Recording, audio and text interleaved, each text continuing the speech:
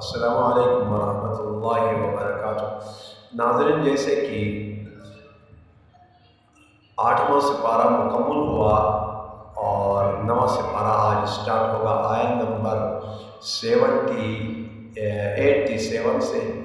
और सूरह आराफ आए अऊज़ु बिल्लाहि मिनश शैतानिर रजीम, बिस्मिल्लाहिर रहमानिर रहीम।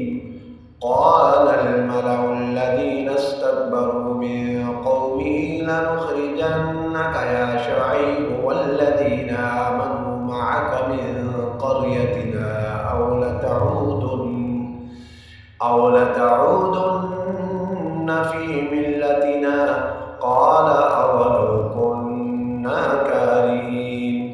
क़द इफ़्तरैना अलल्लाहि कज़िबन इन उदना फ़ी मिल्लतिकुम बअद इज़ नज्जाना अल्लाहु मिन्हा वमा यकूनु लना अन नऊद फ़ीहा इल्ला अन यशाअ अल्लाहु रब्बुना वसिअ रब्बुना कुल्ल शैइन इल्मा अलल्लाहि तवक्कलना रब्बना इफ्तह बैनना व बैन क़ौमिना बिलहक़्क़ि व अन्त खैरुल फ़ातिहीन। वक़ाल अलमलउल्लज़ीना कफ़रू मिन क़ौमिही लइन इत्तबअतुम शुअैबन इन्नकुम इज़न लख़ासिरून फ़अख़ज़तहुमुर रजफ़तु फ़अस्बहू फ़ी दारिहिम जाथिमीन।